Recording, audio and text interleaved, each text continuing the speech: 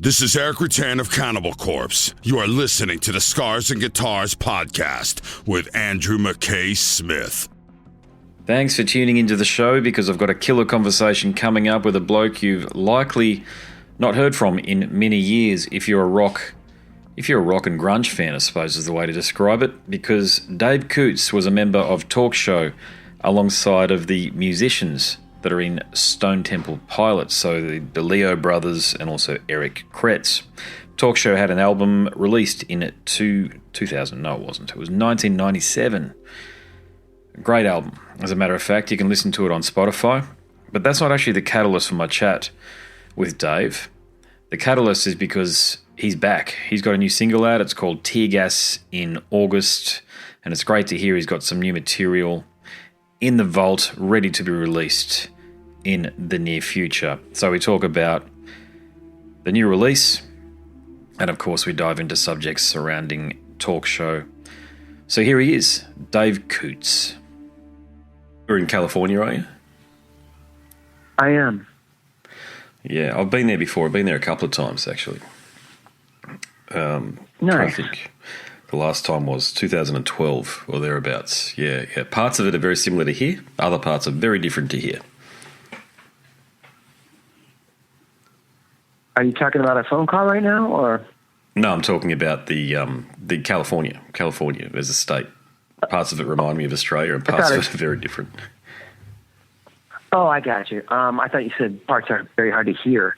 I've never been to Australia, but I would love to go. Just, I don't think it's going to happen at this point.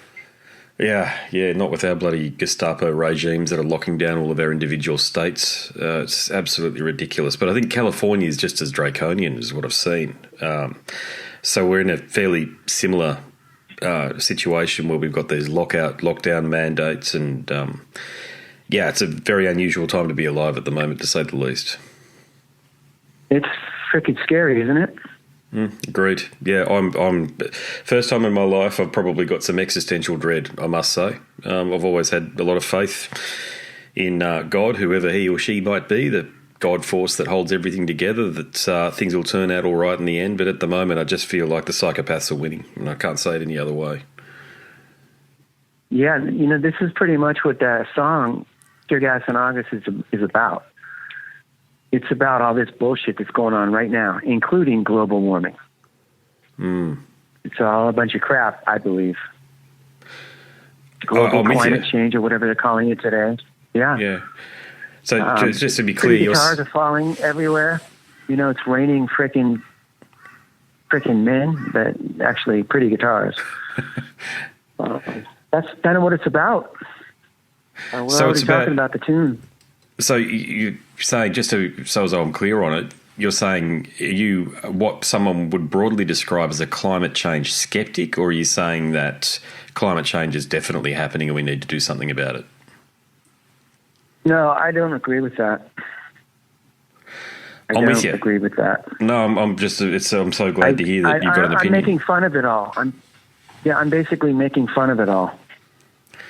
Good on you, Dave, because you're few and far between. It's hard to get real blunt in a song these days, because so many people will turn you off if they hear a certain opinion.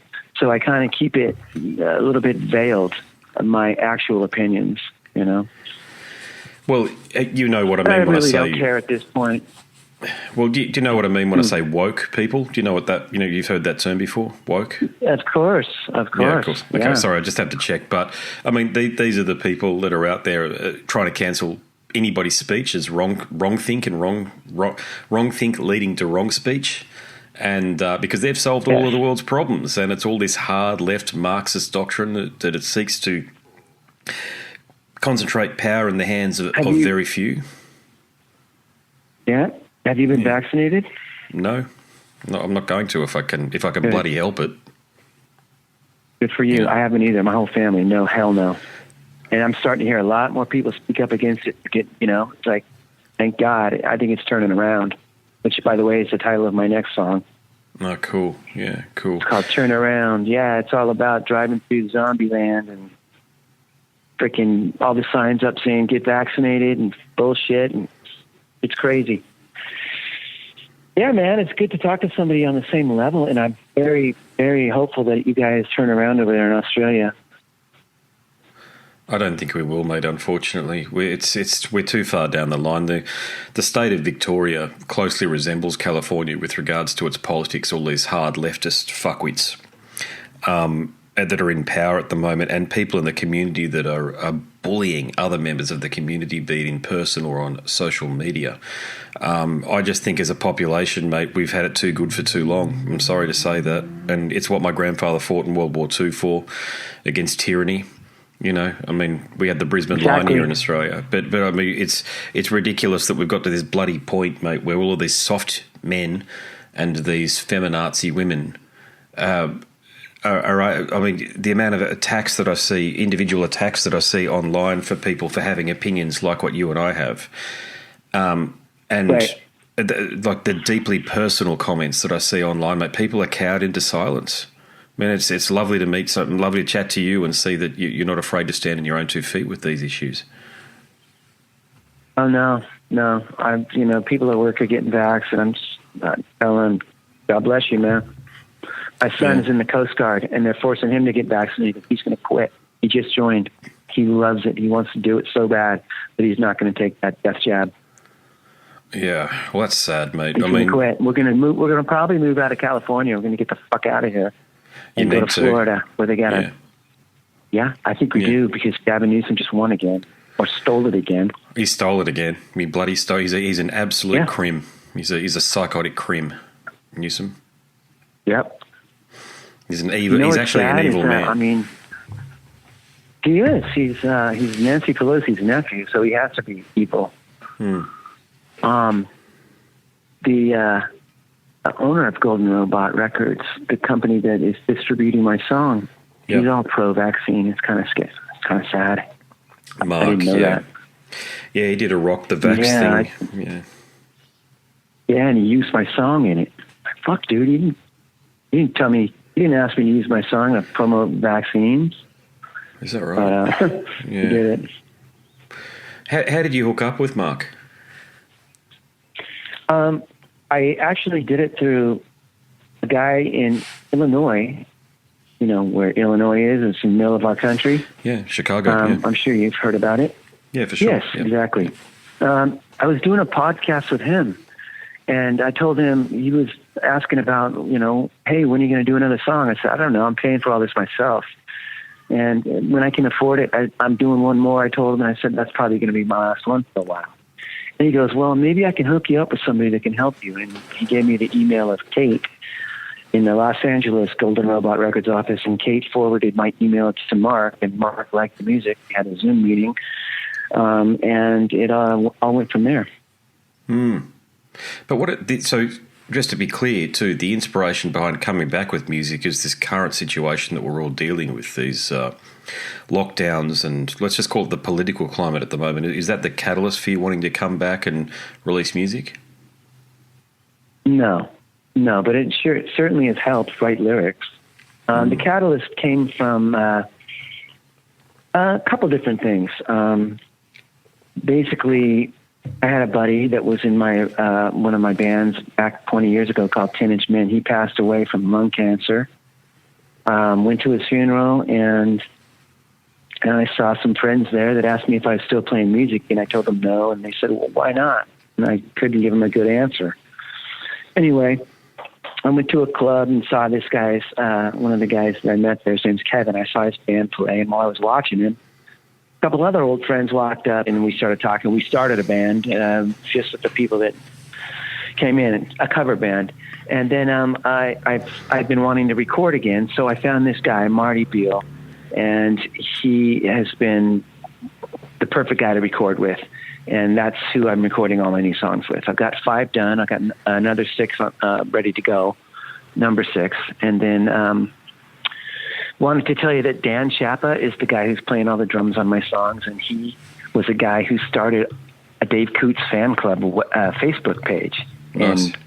And I had no idea who this guy was, and someone told me, hey, you got a fan club on Facebook. And I said, what the fuck? And I got a hold of the guy. I said, hey, my name's Dave. Thanks for the fan club. I didn't really know what to say to him. And he goes, yeah, right. And he didn't believe me. And I said, no, it really is me. And then we started talking and found out he was a drummer, and he sent some drum tracks to me via, MP3 email. And they were good. We used them. And then he's been playing drums on every other song I've been recording the same way. I email the song to him, and he plays in his studio, and he's in Detroit, Michigan. Mm-hmm. And then he sends it back to me, and we mix it all up. And I haven't even met him in person. It's been fun. Yeah, it's a lot like that these days, though, isn't it? You can have people that are thousands of kilometres away, far more, tens of thousands of kilometres away, and you can collaborate without even meeting. And even I've spoken to a musician before where they've never even spoken to each other. These two collaborators, Lockdown in the lockdown, huh? Totally, yeah. The great album that they released. So have you got a bunch of songs then that could become part of an album ready? Oh yeah, definitely. That's the intention. And now, to bring not out all an of them album? would be new. Go ahead. I'm sorry. No, you're right. So you go. You're answering a question anyway, so go for it. I was going to say that a couple of the songs that I'm going to record are going to be redos. I might even do a cover of that Paul McCartney and Wings. I don't know how old you are.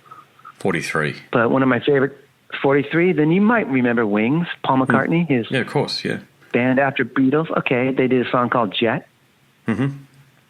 Yep. Okay, we our cover band does that, and I want to record that. I'd love to put that out. Jet also lends itself to an Australian band of that name. Remember Jet with Yes. Are You Going to Be My Girl? Yeah. Exactly, I love those guys. Yeah. This guy's got a killer voice. Yeah, he's sort of, I don't know where they are these days. I think the music industry, as you probably well know, burns some people out, and it might have happened there. But Jet haven't been cited for a number of years. I could be mistaken. Certainly not in the mainstream sense, because they haven't come across my desk yet. But so with the album, would you say that the rest of the tunes have the same spirit and the same songwriting narrative that you've threaded throughout Teargas in August? No, I would not. They're all different. They all, of course they all have the same formula, the way I write, and they're going to have my dastardly voice on them all, but they're all a little bit different. Mm. Well, I tell you, in preparation for our chat, and I'd certainly heard of 10-inch Men, but I had a good listen to Pretty Vultures on YouTube, because as you probably know, it's on there. And and I think for people listening who don't understand your history, I'm going to dive into a bit of it here, if that's okay, because after I listened to Pretty Vultures, I can absolutely understand why the DeLeo brothers and management recruited you. Now, when I say DeLeo brothers, I'm talking about the guitarist and bassist in Stone Temple Pilots. Of course. So I got to say, I loved that 1997 self-titled album from Talk Show. Thank you. Yeah, I truly did, mate. It's not just one of those things where you're talking to somebody who it had an impact on me back then. I didn't get around to buying it for some reason, because I was only a kid back then and I had bugger all money. But we can stream it now, so it's available now. So I remember the right now it's free. Well, I remember the video to Hello, Hello, and of course, seeing that we had the equivalent to MTV down here. It wasn't called that. It was called something else. I can't remember now. But that was the closest that I thought that the DeLeo brothers, with your voice, had come to having a Stone Temple Pilots Led Zeppelin moment. And the whole now that I've had a chance to listen to the album a few times, I think that's true for the rest of the album as well, because I think Scott's more direct, whereas you're more. You leave a lot more open spaces, if that makes sense, with the way that you approach your lyrics and the like. And also Scott... I do, and I got slammed for a lot of them, too. But, why is that? Scott, I don't just... People thought they sucked. And, they're not the most detailed and poetic, but I think they leave a little room for you to think about, what the hell is this guy talking about, Well, I think the problem with Scott was that he was singing about being on heroin half the time. Well, because he was. Yeah. And he had great visions, and he could write those visions down. And I've never taken heroin, probably because I don't like needles. And another reason is I probably would like it too much. So I survived. I'm still alive, right? But yeah, I think he had a little bit of help with the heroin, but not to put Scott down. I think he had an amazing voice, and he was a great presence. But yeah, drugs got the best of him, and they made him kind of who he was on stage a little bit too, I think. I knew him before he was famous. Oh, really? Tell me about it. Yeah, he was very, very quiet, shy kind of guy. Didn't talk real too much. I met him only a couple of times, but their band opened up for my band back in, I want to say maybe 1991. Yeah, I read that. They weren't even called STP. They were called Swing, yeah. And that's when Robert got to hear me sing for the first time because they were sitting there. Anyway, that's how we got to know those guys, just being in the scene together. Well, was there ever? I mean, because Scott had an addiction. Oh God, I think most of his certainly in the public eye. I remember being at school, so I left school in 1995, but I remember hearing about his issues back then. So we're not exactly talking about a recent development, meaning just before he died or what have you. But with Scott facing addiction throughout his career. And I do remember reading this, and you can never find it now, but I do remember reading an interview, and I'm sure it was in Guitar World or one of those guitar magazines, because I'm a guitarist and bassist, and pre-internet, that's what I used to buy religiously. But the brothers were talking about their considerable disappointment that they couldn't tour, and they were very frustrated with Scott, to say the least. Yeah, a lot of starts and stops. Yeah, and which is the key reason that Talk Show came about. So here's the question for you. Was that 1997 self-titled album, was that meant to be a once-off, or was the band meant to actually replace what was happening? Not replace, but be the legacy project of what was going on with Stone Temple Pilots? I think it all depended on the almighty dollar and how far the record company was going to promote it, because they didn't really promote it very much. So you did the tour with Foo Fighters, and that was it, wasn't it? We did tour with Foo Fighters, and then we toured with Aerosmith. 4 months total touring. We traveled all across Canada in a bus. And then we did the United States with Aerosmith. We did Canada with the Foo Fighters. But yeah, the record company, they wanted Scott back. Why is and that? They didn't even put out. Why is that? I think they saw bigger dollar signs. I don't know. They didn't have faith in promoting Talk Show. Maybe Dean didn't like the way I didn't dance on stage. I don't know. I'm not on stage. I'm not that. I don't have the same personality as Scott. It's completely different. I'm kind of happy on stage, and he was always seemed like he was mad. I'm not mad when I'm playing and singing. I love to do it. And I don't promote, what is my word? I don't project anger when I'm up there. It's excitement. It's fun. So, yeah. But Hello, Hello went to number 8 on the Billboard charts. It went to number 8. The video won MTV Rock Best Video of the Year. I mean, how could that be a bad thing? So. Yeah, I was disappointed that, it sort of just seemed like a flash of lightning, the band, back then. I was looking forward to a follow-up and actually seeing what singles you guys came up with, but then nothing happened, as you clearly know. And to hear it was just down to whether or not with those awards that you're winning and with fans clearly responding in a way, and this is a key point here. I want to talk about this. You remember the Rolling Stone and all those bloody awful magazines were talking about the death of rock and roll in 1997 and 1998? Remember that, when so-called electronica was the replacement? Rap. Yeah. Well, they were talking about rap. Heavy metal was at its lowest ebb ever. And you couldn't be in it. Iron Maiden were playing 300, 400 capacity clubs. Iron Maiden, who now pack out stadiums worldwide and did in the 80s. And you guys came out and sort of went against that grain in that you did get a song like Hello, Hello on radio. So it's there's people that make decisions in record companies. They're not music people. They don't have a goddamn clue. One of the ugliest guys, not ugly in appearance, but a little bit that too, but his personality was ugly.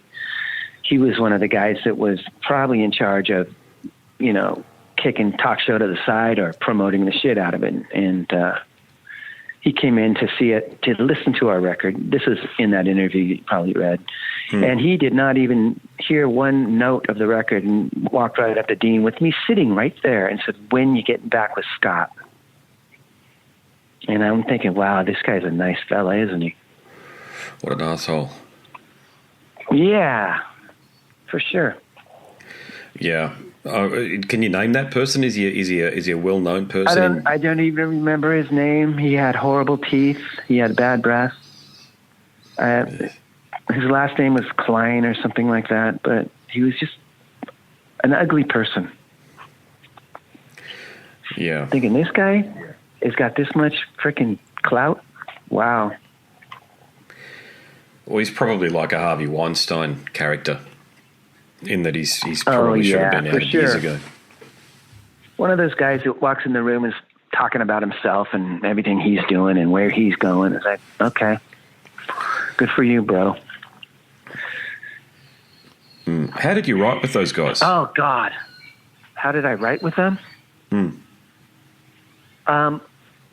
Surprisingly, a lot of the musical songs on that record are mine. Not a lot, but Morning Girl, I wrote the music to. I wrote the music and taught Dean how to play per note. That song, oh God, what is it? It's a slow song. I can't even remember the name of the song now. I'll check it out, though. Yeah, is it middle of the album? No, that's not it. I can't even remember the name of the song. Anyway, I wrote half of the music on Into the World. Those guys wrote most of the music, but Eric wrote some lyrics, Dean wrote lyrics on one of the songs, and I wrote the rest of the lyrics. We would listen to tapes. We would sit and play music live, sitting at Robert's house. We did it all different ways when we wrote. But some of the stuff I brought to them that I had already written. And then Into the World I wrote and played it to Robert over the phone one time. And he wrote the chorus, I wrote the lyrics and the verses musically.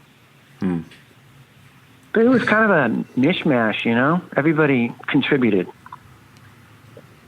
Eric is a good drummer. He's a great drummer. Yeah, he's good. He's got a good groove going on, for sure. Yeah, he suits Dean's guitar playing. Yeah, he plays real open and lets Dean get in there and just tear everything apart, I reckon Robert's one of the best rock bass players around. His groove and his lines, he's incredible. He's so good, and he's a great guitar player too. He's just a mastermind. They both are. They're both really, really good. Best guys I've ever. Well, I probably some of the best I've ever played with. Yeah, I mean I've played with some pretty good guys, but those guys are probably the tops.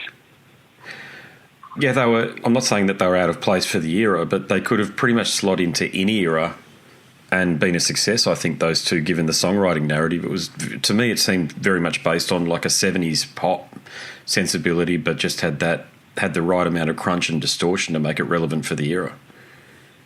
Well, that would have been Robert's favorite era. He liked the 60s too, but yeah, he relayed to me in secret that his favorite kind of music was like 60s, 70s pop music. And he loved Motown. Too. And Eric's a very Motown drummer. So yeah, they just went together and fit perfectly together, those guys. I listened to another interview you did, but you've had the opportunity to, as we discussed up top, to have a family and lead a very normal life in between. And mate, to be honest with you, I think, assuming you're sort of in your late 40s, early 50s, a lot of people who spend their life in the music industry don't survive. And when I say don't survive, I know. Yeah, I'm not just talking about death. I'm talking about they die a spiritual death too. Exactly. You all of a sudden you get addicted to the applause and the fans and whatever else comes along with that. I don't want to go into that because I know about some of it. But you get addicted to that lifestyle, and when it goes away for a little while, you turn into kind of a monster, I think.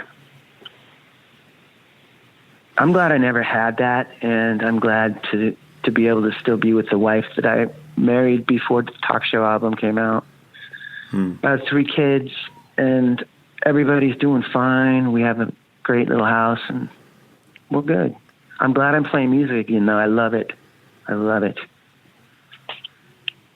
Yeah, I can tell.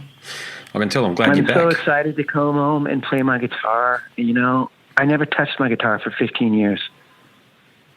And now I have guitars. I have 5 guitars. I only had 1.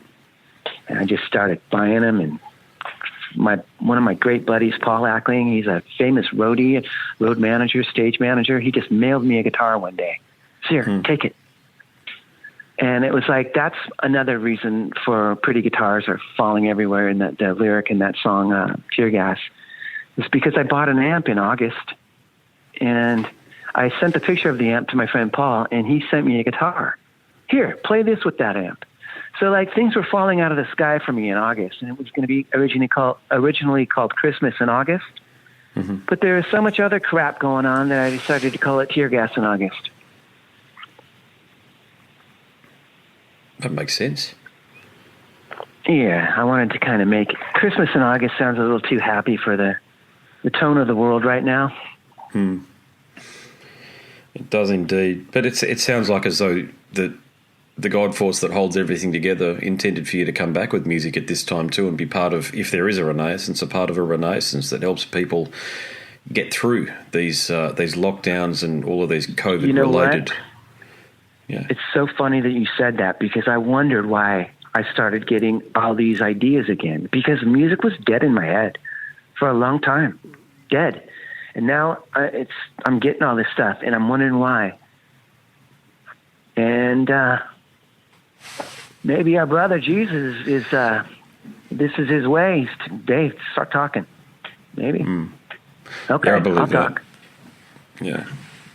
Well, that's great. Yeah, that's great. And because you're enjoying it so much, and it sounds like you're at a time in your life too where you can actually do this from the perspective that, of course, there's no touring or what have you, but you've got all of this life experience as well, and you can imbue that and my within kids the lyrics. are not babies anymore, you know? They're not babies anymore.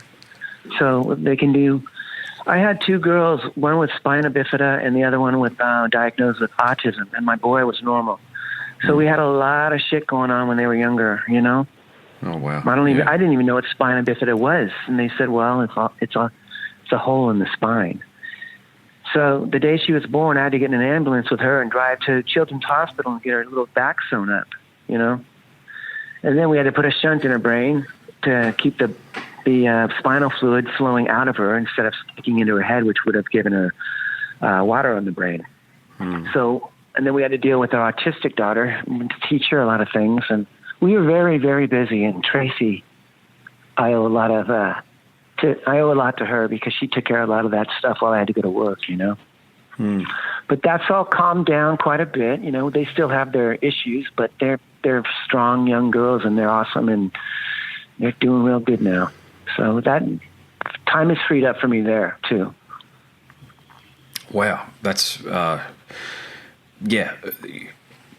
As a family, you're obviously a very strong family unit and very close. We have our moments. We have our weak moments and our arguments, but yeah. There's a lot of love in that house. Yeah. Yeah, I mean, that's to deal with the things you just described. Love is the first thing that comes to mind, actually. I've got children myself, 2 daughters, and we have our moments, believe me. But you die for them in a heartbeat. It's as simple as that. Oh shit, yeah. It's exactly why I read the newspapers, because I want to know what's going on. I want them protected. Yeah, I'm going to feel the same. I was going to ask you a question. Sure. How did you hear Teargas? I know Mark and John, who does a lot of his PR. Send it through. Oh, gotcha. You guys are friends? Yeah, John. Well, I don't know Mark well enough to call him a friend, but I think we would be if we got to know each other.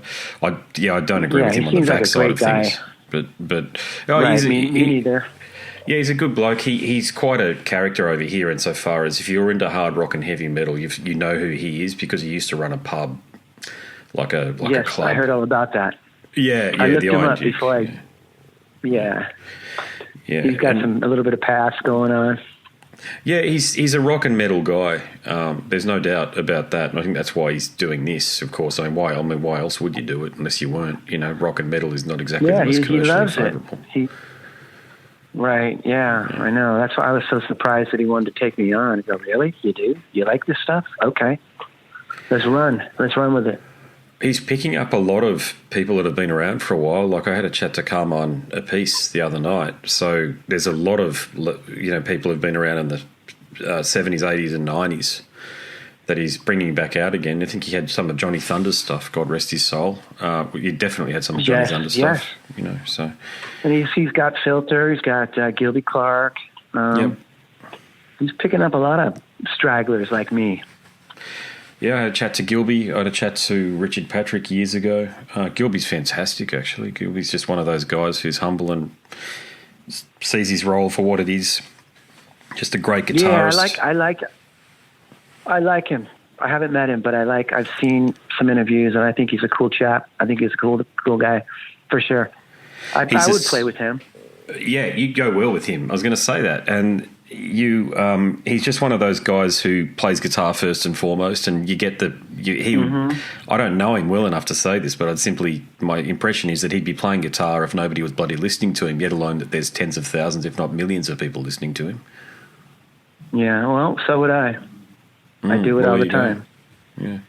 Hey, you played with Fishbone and Living Colour back in the day with 10-inch Men, didn't you? Yeah, we did. Fishbone are a classic band, one of my faves. And those guys are freaking talented. I remember when we got this gig. We played at a college somewhere in a multi-purpose room in some college. This was back when we were like 21 years old, or maybe 22. And we loaded in our equipment, and we saw all these other kids coming in with their shit. Like, we were kind of making fun of their equipment because it was just looked ratty, And they came in and they just blew us out of the water. It's like, oh shit, these guys are rocking. They're good. Yeah. Fishbone. Yeah, and Living Colour too. I've spoken to all of the guys except for Corey in that band. Yeah, Killer musicians. I didn't get to meet them, but we opened up for Living Colour at a place called Bogart's in Long Beach. We played Bogart's a lot, and when there was a rock band that would come through, they'd ask us to open for them. Remember School of Fish? No, I don't. They had one hit. They had one hit called 3 Strange Days. Great song. And we opened up for them. And then the singer, I don't know, maybe 5-6 years later, maybe 10, he passed away. But we play that song in our cover band, 3 Strange Days. The vocal, the guy's voice sounds a lot like mine, so we do it pretty well. It's a fun song to play, but we opened up for them too. Good band. The guitar player went on to play with Bob Dylan's son, Jake. Oh, okay, yeah. Who had a tune? Yeah. Is that the fella that had a tune out around about the same time as Talk Show? One Headlight, I think it was. Yes. Yeah, we went and saw him play live. We got to go see him play in New York when we were there doing press. We got to see that band. They were good, really good. One Headlight. Yeah, good song. Not a bad song at all. That guy kind of disappeared, didn't he? Yeah, well, I suppose I think he's a musician. He's obviously a great musician in his own right, but with the trust fund that he must have, I don't think you'd need to do anything, would you? Yeah. Why tour if you don't have to? Especially with what's going on now. Fuck it. Yeah, totally. Yeah, well, I mean, the other problem too for him is that he probably gets asked every single interview to describe something about his bloody father. Right, and the same with me and getting, hey, how was Talk Show? Same thing. But I don't mind. I don't mind at all. Well, I think it's important, I think, to address these things without oversaturating the point. So I think if people are talking to you and they don't want to talk to you about your new music as certainly the opening part of a chat, and then they're not curious about what you're trying to do now, yeah, there's probably not a lot of point. It's just nostalgia. Oh, yeah. And people know Talk Show. They know more. They know STP. So, yeah, just to bring me into this is who I am. This is what I did. it makes sense that you need to talk about it. So that's why I do. Yeah, I think as I say, it's one of those bands that I think if rock and metal fans listen to it, they're going to be a fan. I would think some people would be, yeah. Yeah, I mean, it's there. It's all there. It's very Led Zeppelin-y as far as I can hear it, but I'm a muso, so I play things like Black Dog and all the rest of it, and I can hear what's going on there, and just with your vocal style that you've got, as I say, leaving a bit more space there. I'm trying to compare what Stone Temple Pilots would be to what band they might be, but it doesn't really make sense if I say Black Sabbath, because they're certainly not. But yeah, it was just a bit more open, I think, and whereas Stone Temple Pilots could be a bit poppy at times, Talk Show was more proggy even in some ways. Yeah, a little bit. Definitely. I liked Rush.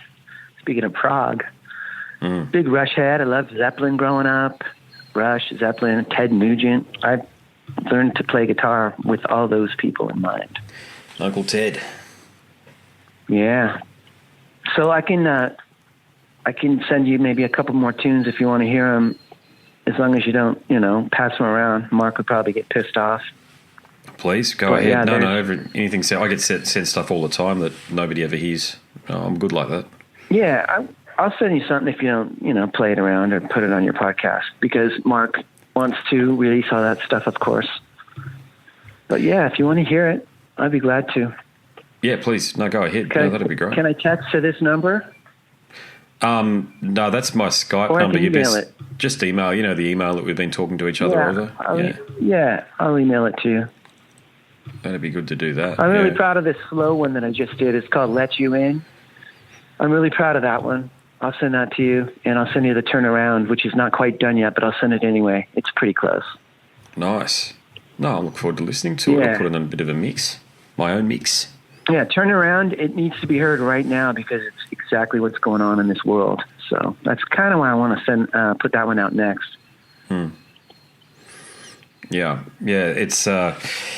you're writing lyrical content. I just hope more people I just hope Mark is able to give it enough of a push. But that involves people like me getting in touch with you. The underground of journalism. For sure. People have got to be curious, mate.